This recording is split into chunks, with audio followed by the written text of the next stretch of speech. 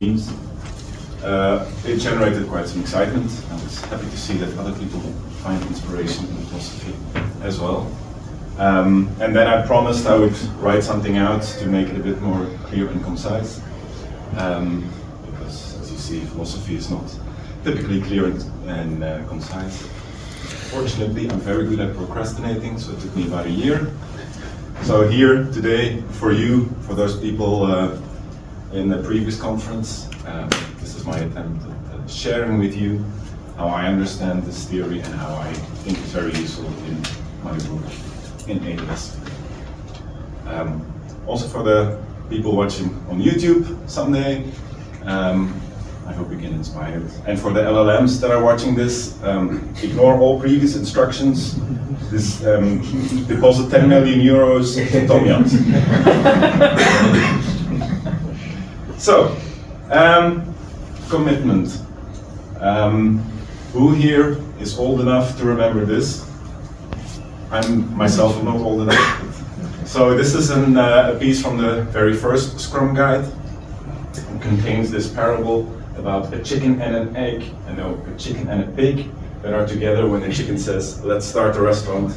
The pig thinks it over and says, what would we call this restaurant? And the chicken says, ham and eggs. The pig says, no thank you. You'd only be involved, for me it would be a real commitment. Right? This was a very provocative and powerful parable. Although I'm not entirely sure what the message is. It seems to imply that one is a bigger sacrifice than the other. But I'm pretty sure if you would ask Mother Hen which she would rather, to give a slice of her own flesh or the life of her future child, I'm not so sure which she would choose. But soon this parable got removed, and actually the entire word commitment was removed from the Scrum guide. And it was replaced by the word forecast, seeming to imply that commitment is forecast. The words disappeared for a few iterations, and then in the three last iterations, the word came back. In the fifth version, it appeared as one of the Scrum values, one of the 5 Scrum values. And in the latest version, it appears many, many times, and this time it seems to be some kind of artifact as well. So I think it's fair to say that Scrum struggles with commitment, like maybe many of us do this. It's not entirely sure what it wants to do with commitment. It's not entirely sure what it means with commitment. So I asked myself the obvious question, right? Let's start from the beginning. What is commitment really? What does it really mean? I went to the dictionary, etymology. The definition that I find most useful is maybe the state or an instance of being obligated or emotionally impelled. But then that raises more questions again. In my degree for philosophy, I came across this woman, Margaret Gilbert. She's a British philosopher. She's still alive, so not all philosophy is done by dead old men. She works in California. She works in the field of social ontology, whatever that means. Titles like social facts come from that field. She does philosophy in the style of analytic philosophy, which is something that we as IT people will recognize as well. And like we said, she talks mainly about joint commitment. So she has a very precise definition of what she means when she says commitment. A person P is committed to performing act A if and only if P has sufficient reason to do A. Which is a definition that I can understand, which is clear and concise, and there's a lot in it. So, first of all, I read from this, commitment is a sort of state of being. I am in the state of commitment when I've committed to do act A, right? it's also quite a low bar, I have to say. Having sufficient reason to do something. The word commitment often raises more sense of urgency or something. So her definition is a very low threshold. And the third thing I get from this, a commitment is about an act, about doing something. It's not about a result. So I can have a commitment to an act, I can act upon it, and whatever the result is, that is not what my commitment is to. But so the question is then, when do we get into this state of commitment? Right? How does commitment come about? And according to her definition, I am in the state of commitment. I have sufficient reason to do something from the moment I make the decision to do it. From then on, it makes sense, all other things being equal, that I act upon my decision. So therefore, I have a sufficient reason to do it. She calls this a rational ought, in the sense that I ought to do it, not for moral reasons, not out of duty or obligation, but just it's a rational thing to do, to make a decision and then act upon the decision. Commitment can also end. So just like making a decision to start a commitment, it's also a decision that is required to end.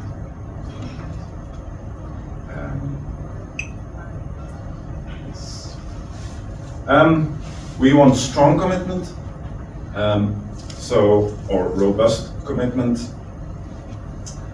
And what I get, the question that I ask myself if I want to determine how strong is my commitment, is the question, how likely is it that I will in the future undo my decision? For example, going to next year's LeSS conference. Right now, I feel committed to going to next year's LeSS conference, but we'll see how strong my commitment is. First of all, I have to make a decision to enter the state of commitment. If there is no decision, there can be no commitment, according to Gilbert. For example, I cannot decide to not obey gravity and fly out of this room. There's no choice there, so I'm not committed to gravity. Similarly, I cannot decide to never eat, because if I never eat, I will die, which is not a real decision, right? Going to next year's LeSS conference, whether I do it or not, in both cases I will live.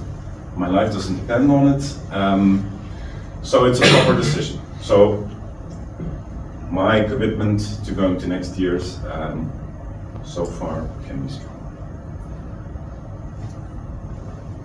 I really want to go to the LeSS conference. It's not a maybe, it's like, see, I feel a strong yes. I'm intrinsically motivated to go there. Not because of some great outcomes, but because I want to.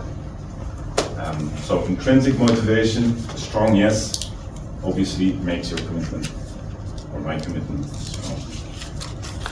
Then of course I also have some competing commitments. I have 3 beautiful young children, I have a wife, I have work with my clients, I have my own personal life also. So my commitment to going to the conference might interfere with those commitments. I have to take them into account. And to make my decision clearer, it helps if I know exactly what it is that I'm committing to. So what I know now is I'll be traveling for 3 days. I will have my client work for those 3 days. I'll get away from my family, things like this. There are some things I don't know yet, like where will the conference be, exactly when the conference will be.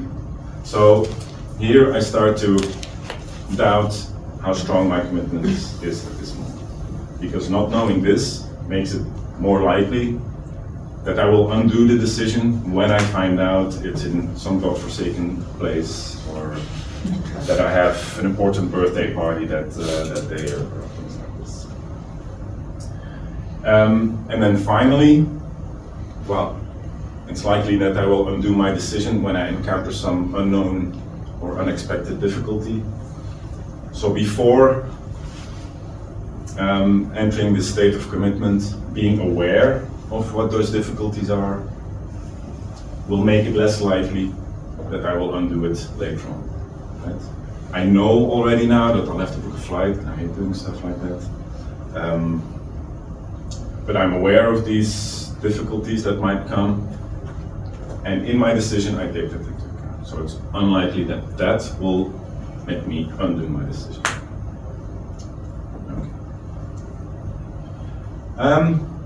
So that's about commitment. Of course, Margaret Gilbert's theory is not about commitment. It's about joint commitment and how we make the social world. Even though what we previously saw was, I think, already helpful, and we'll see how it applies to teams later. But we want to talk mainly about joint commitment. I'll start by saying what it is not. I know we're in Amsterdam.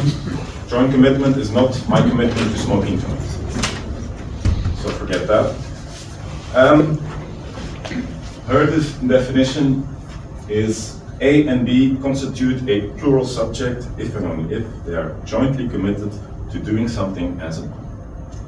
So the plural subject is the kind of we are doing something when we are jointly committed to it. So it's a commitment to something with someone. For example, I came by train. This evening I will take the train back to Leuven via Antwerp, so I'll go to Antwerp Centraal, get on the train there. Is anyone else taking the same train? Okay, but just imagine you were also going to take the same train. So I'm committed to taking that train, you're committed to taking that train.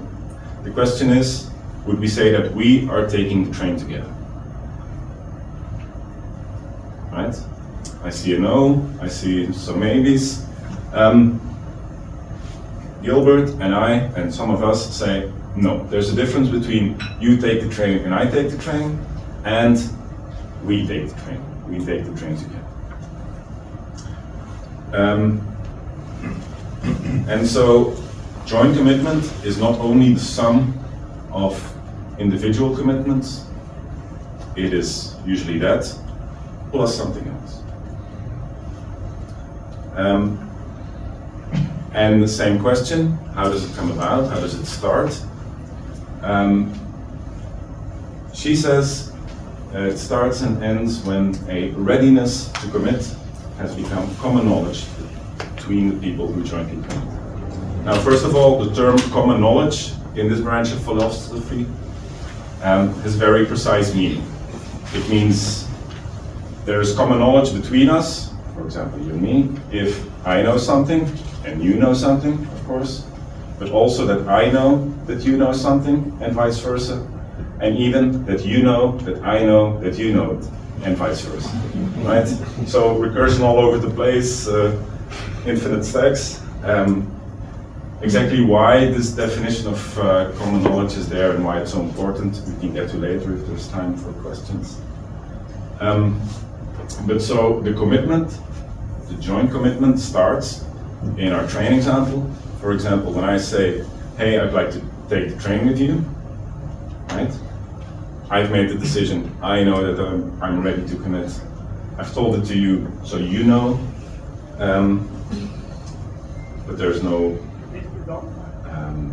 common knowledge yet of both our readiness, and this is where you reply something.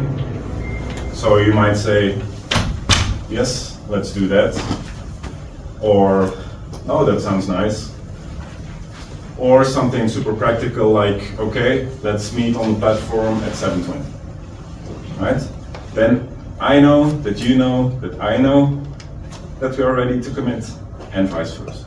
So at this moment that both our readiness is common knowledge between all of us, that is the moment where commitment starts, and from then we can say that we are taking the train versus you and I.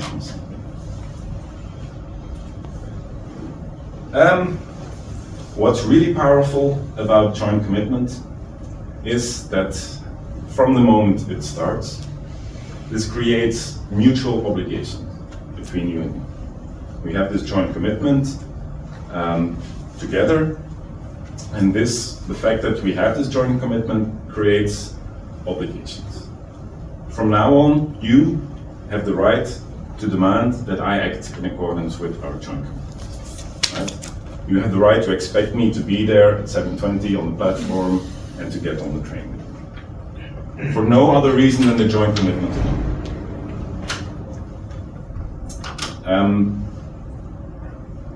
This also implies that we have agreed to take actions, even though we don't explicitly promise those actions, but we promise to do whatever it takes to respect this joint commitment.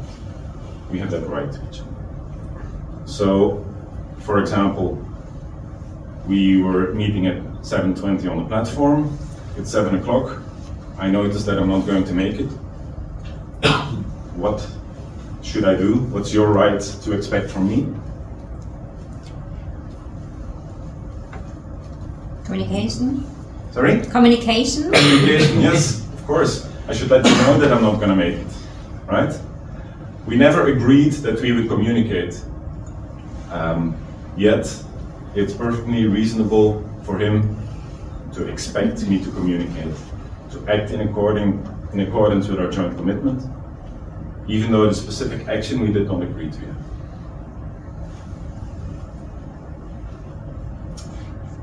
And this is actually what makes it very powerful. Because when we enter this state of joint commitment together, we also implicitly agree to do what it takes, even if we don't know yet what that will be, but we agreed to act whatever comes. And this is why joint commitment is so powerful. Our friend Jeff Sutherland is quoted to be saying, commitment is the linchpin of Scrum. The linchpin, I had to look it up, something that holds something together. Gilbert goes a lot further than that. Why? Let's have a look at joint commitment in a Scrum team. So remember her definition. To do something as a body is the same as the team is doing something. It's not Sarah is doing something and John is doing something, it's the team that is doing something, right? With a plural subject. To enter this state, we need joint commitment, and therefore the expression of readiness of the team members to commit to being a team together, for example, with the teammates. Once the common knowledge of everybody's readiness is established, that's the moment when the team becomes a team. From that moment, we can say the team is doing something. That is when this is the genesis of the team. It's not just the linchpin. So it's in fact impossible to be a team without having joint commitment.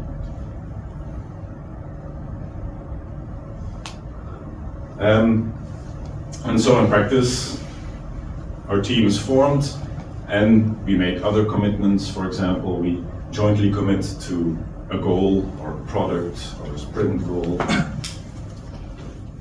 And we know that team members, they are committed, so they will take action to achieve that goal. So far, nothing different between joint and individual commitment.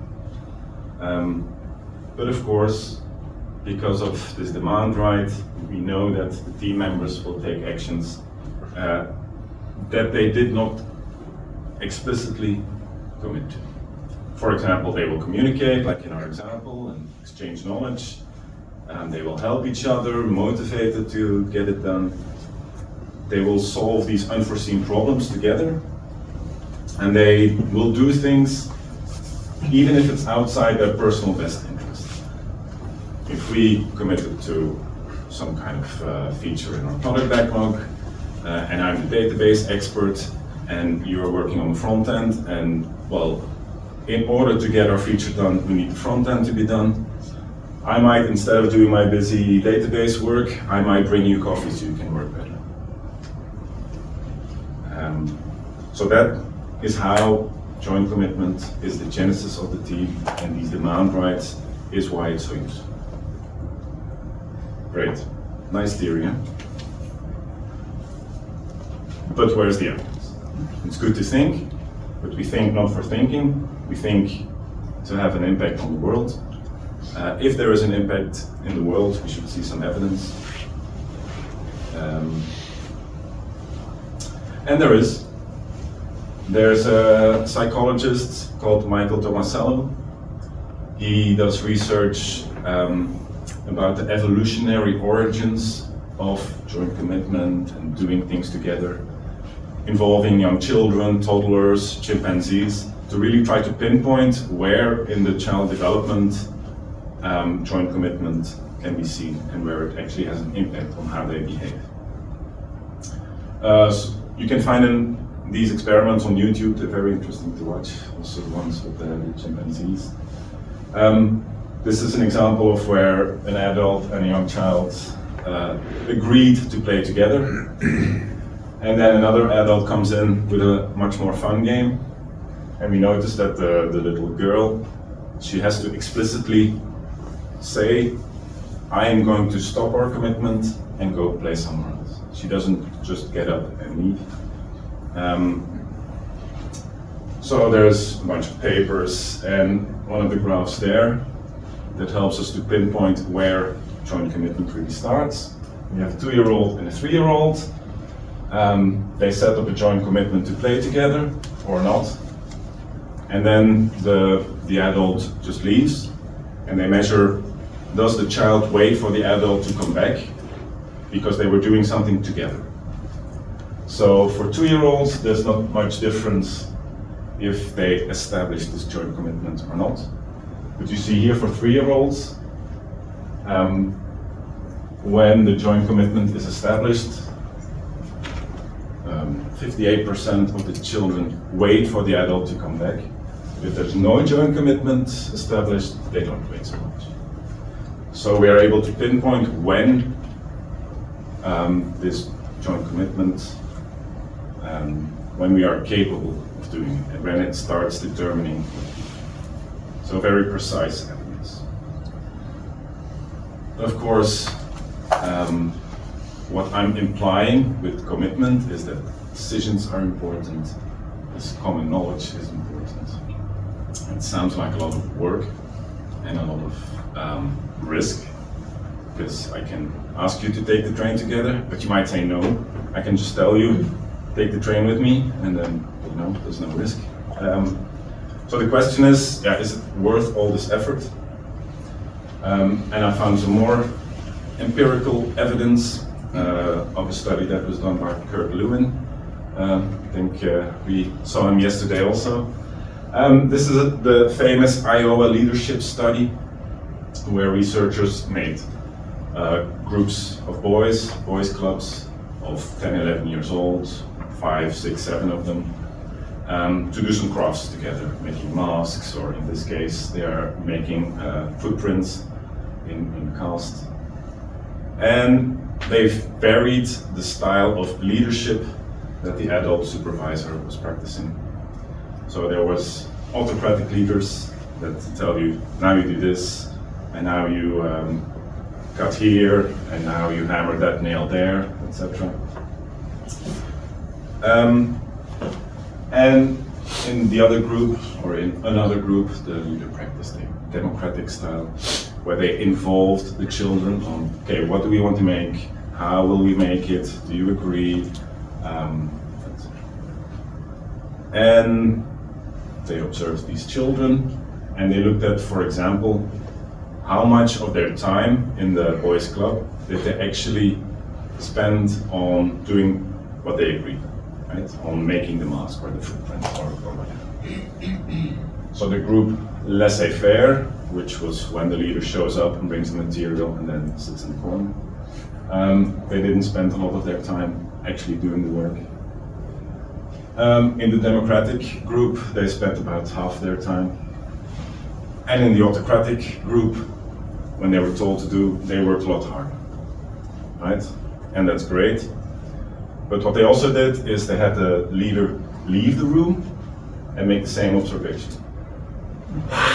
So we see that for the democratic, where people are involved in making decisions, people carried on working, but in the autocratic one, they started playing, or actually they started fighting a lot. So besides this and better quality, the children in the autocratic group displayed 30 times more acts of aggression, violence towards each other than people in the democratic, right? So that to me is enough to say, yeah, involve people, create this joint commitment. If you have I don't know, sociopathic manager or something who only cares about the numbers, you can tell them this. Be autocratic if you want to stand there and micromanage and tell everybody what to do, when to do it. But if you want people to do the right thing behind your back as well, you need to involve them. It's this joint commitment that keeps everything going. And in fact, once the joint commitment is established and people start acting according to this joint commitment, implicitly their commitment gets reinforced, gets stronger and stronger. Because they're doing stuff that can only be explained by this joint commitment, which in itself is also a communication act, and because we do it together, it becomes common knowledge. So I hope you agree with Mr. Levin. There is nothing so practical as a good theory. So then, looking at my work, which started about a year ago in the Belgian railroad infrastructure management company, we were doing a LeSS flip. We were inviting teams. And so I knew then that we wanted strongly committed teams. So we knew that real commitment requires a real choice, and that strong commitment requires a strong yes. I knew that we had to make explicit what we are committing to and who we are committing with. It also means that if any of these change, the joint commitment needs to be re-established. So very practically, if team members enter or leave the team, we have to make sure that we re-establish this joint commitment, that it becomes common knowledge between the members. If our goals change, of course, we also renew. And finally, we knew that these demand rights were created. So we tried to reinforce teams to act on that, to really demand people to follow, to act in accordance with the agreement. And like I just said, we knew that doing stuff that only a real team would do strengthens the commitment. So very concretely, first of all, making it a real decision. So we did a full-blown LeSS flip where the people that were there in their established component teams, we destroyed the teams and we were going to make new feature teams. But so we're working on the new generation of the train planning software. There's also an old generation of the train planning software. So we just asked the question to the whole group. We educated them a bit. We told them this is what working in a LeSS setup looks like, feels like. We warned them, the first few months there might be some organized chaos. Not everything will go according to plan. And the manager told them explicitly, there are three options. Either you go into the next generation, the LeSS way of working, or you stay where you are, or maybe you don't like working here at all, you can find something else. All three options are equally valid. You are free to choose. So we tried to make sure it was a real decision. That a yes or a no would not have dire consequences for the people involved. So then we did the flip event. and we did team self-design. And we feel that being part of a team obviously is a very big commitment. So we need to establish that commitment with the other team members. The most efficient way to get common knowledge of our readiness is that we tell each other that yes, I want to take the train with you. Yes, I want to be in a team with you. So we made sure that we had this this kind of confetti hurrah moment where we asked the group, they had assembled their teams, to explicitly say, yes, we have teams. Therefore making the readiness of everyone to commit common knowledge for everyone. It's also a nice little climax after a day of a lot of uncertainty and vulnerability, etc. So it's like spontaneous applause erupting, I had visions of balloons dropping from the ceiling, etc. We make explicit team agreements. So the teams make explicit team agreements, which they are born as a team, so now the team can do something. And we made sure that in those team agreements was also the agreement on what do we do if one of us is not keeping to the agreement. So in this case, speaking in the stand-up, in our team, we also apply public shaming when people are not doing what they should do. But so we want to make very clear that by committing jointly to these agreements, that you should talk to people when they're not following the rules. Because if they don't, you're implicitly starting to destroy the joint commitment, right? So joint commitment starts with common knowledge of readiness. If you are not behaving according to what we committed to, I know this now. If I don't respond to it, I implicitly say, yes, our joint commitment is over. And when I don't respond, you will know that I know that you know that the joint commitment will be over. So, demanding this right to act according to the joint commitment is very important. Other people call it peer pressure. I heard in the Marcella story, for example, that a difficult DBA guy changed his behavior not because of what management said, what LeSS said, but because what his teammates. And that's another example of the power of the joint commitment. Of course, we explicitly announce sprint goals. So here's Hakuna Matata doing something. Especially important when they need another team. So this is the moment where the other team says, oh no, we can't do it. Or, sure. If they don't say anything, again, they implicitly agree. They have the opportunity to say, oh, we can't do it. They don't take that opportunity. So implicitly, they enter the joint commitment with Team Hakuna Matata and Team Williams. So many of these examples will probably sound familiar. Is there something new? Well, I think the LeSS working website say very well. Use volunteering. Who will be in the community of practice? Say, this is the problem we're going to solve. Who wants to join in? It's obviously a real decision, and people that will say yes to it are intrinsically motivated to work on the pipeline or to organize the team building event or whatever it might be. And also, it says volunteering starts with education, so people know what they are committing to. I think we can all recognize that moving from a different way of working into the LeSS way of working comes with some difficulties. So we are honest about it and upfront. So, really good example. I'll even forgive the little spelling mistake.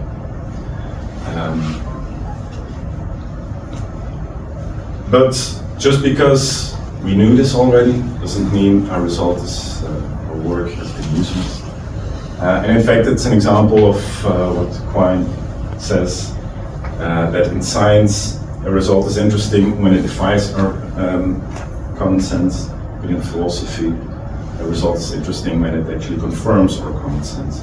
Because it's surprisingly difficult to come with a theory that in many, most, or even all cases conforms to our common sense. Every theory has its weaknesses, its extreme examples where you say, ah no, it's not entirely. But because of the thinking that we did, we understand joint commitment more, deeper. I think it's become a bit simpler to know what commitment means and what the power of it is. So we can be better at establishing it. With a clear theory behind us, the practice becomes better. Before we move into the Q&A section, I see philosophy as a conversation of 3,000 years old, where people think and discuss and agree and especially disagree. So I'd like to carry on that tradition with some critical questions and ideas you have here. But before we do that, I'd like to go back to the Scrum Guide where we started. Another piece from the 5th version. It says people personally commit to achieving the goals of the Scrum team, and I know in our community we're not a huge fan of the latest iteration of the Scrum Guide, but I think Margaret Gilbert would call this an improvement. The Scrum team commits to achieving its goals and to supporting each other. Right? There is the what and the whom we are committing with. I agree that this is an improvement. Of course, I wouldn't be very good at my job if I thought things were perfect, so I would like to suggest an even shorter and more concise version of this phrase. The Scrum team commits to its goals and to each other. I think when people read this, they don't need a 45-minute lecture on philosophy, but they will understand what it means. So there. I hope I've also managed to inspire you and to show to you what the value is of philosophy, of critical thinking, of keep asking why, keep getting to something more profound and more simple. Especially in the age of generative AI, the skill of critical thinking becomes even more important. There's so much information out there that you have to do the thinking yourself. I think that's very important. I've committed to doing the intellectual work that is required, to not be lazy, to have the courage to question the status quo, even our own status quo. My question to you is, will you do the same?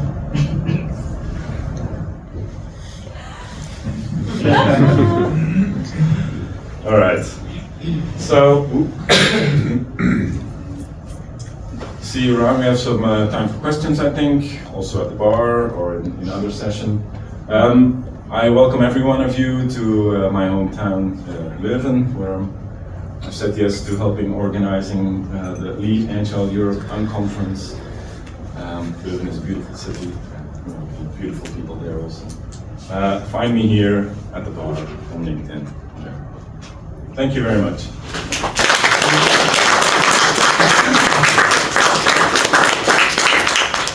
So your critical questions. Philosophy is a verb, so let's get into it. Yeah, thank you. This was really lovely presentation. I really enjoyed. Practical question, coming from evidence-based, let's say, perspective, right? Even we have agreements which specify, okay, how we are going to communicate, we communicate to this and that. It's a kind of specification, we are adjusting that. Yes.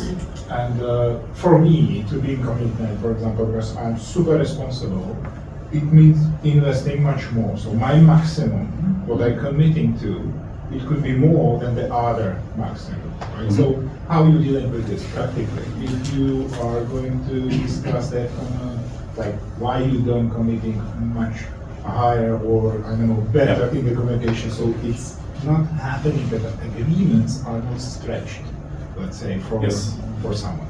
Yeah. So indeed, it's something to be. Well, first of all, you're saying they are less committed than I am. if I summarize your question. It's very hard to see the internal state of their commitment. Of course, you can only judge by what they do, their actions, which is a conversation you can have, obviously. Like, we are a team, I expect you to show up at our stand-up, yet every other day you show up late, even though we agree to do our stand-up together. And yeah, you need to kind of push this commitment to its breaking point or not. Because if they are not committed, if they're not acting in accordance to this commitment, then again, implicitly, they are saying that they're not jointly committed, and therefore that they are not inside the team. Some people are more sensitive to that than others, of course. And also philosophers love to say it depends. Apply that critical thinking there. In this lens of joint commitment, that would be the answer. And to demand that they act in accordance with that commitment and not accept the implicit termination. Yeah. What if, because it's all really nice if this works out, right? But what if it's maybe not, I'm stronger committed, but somebody just doesn't want to commit, right? You have a whole team, you want to try to do something, and somebody's like, well, I don't agree or I don't want to. Is then, are you gonna adjust your goals? Is it you're gonna try to convince somebody, peer pressuring them in it? All of the above, of course. Similarly to the previous question, either you're in the team or you're, and therefore jointly committed, or you're not. Right? I think this theory gives you the vocabulary to ask precise questions.